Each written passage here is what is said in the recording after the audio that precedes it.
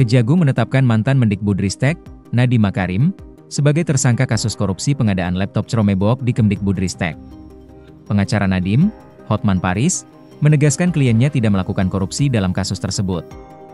Seluruh rakyat Indonesia ingin agar benar-benar hukum ditegakkan dan inilah saatnya saya akan membuktikan bahwa Nadiem Makarim tidak melakukan tindak pidana korupsi, tapi kenapa dia ditahan?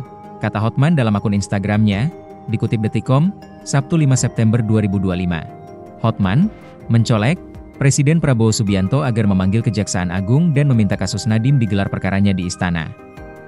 Dia akan membuktikan bahwa Nadiem tidak melakukan perbuatan korupsi.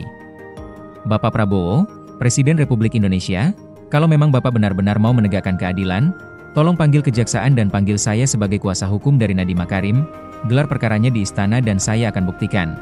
1. Nadiem Makarim tidak menerima uang 1 sen pun. 2. Tidak ada markup dalam pengadaan laptop. 3. Tidak ada yang diperkaya, ucap Hotman.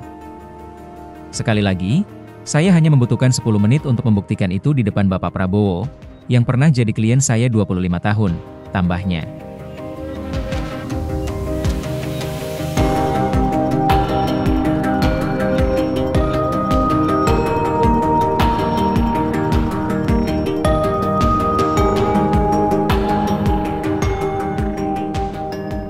Kebenaran terus akan ditunjukkan. Ya terus Pak. Ada lagi Pak. Ada lagi Pak. Boleh Pak. Ada lagi Pak. Allah melindungi saya. Potensi tanggung jawab hukum mantan Presiden Joko Widodo dalam kasus dugaan korupsi Chromebook oleh tersangka mantan Mendikbudristek Nadiem Makarim tetap ada. Pendapat itu disampaikan dosen hukum pidana dari Fakultas Hukum Universitas Indonesia, Feby Mutiara Nelson. Dia menjelaskan, aturan hukum pidana berlaku pada siapa saja tanpa kecuali, termasuk presiden, apabila terbukti terlibat secara aktif.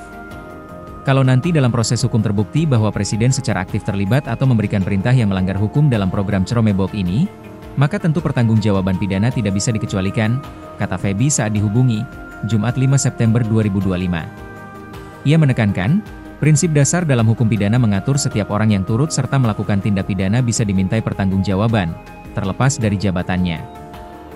Dalam prinsip hukum pidana, setiap orang yang melakukan atau turut serta melakukan perbuatan melawan hukum bisa dimintai pertanggungjawaban, tidak peduli jabatannya, kecuali ada alasan pembenar atau alasan pemaaf, kata Feby. Dengan begitu, meski secara umum tanggung jawab hukum berada di level kementerian, Feby menilai tidak bisa menutup kemungkinan adanya konsekuensi hukum. Tribun X menghadirkan lokal menjadi Indonesia.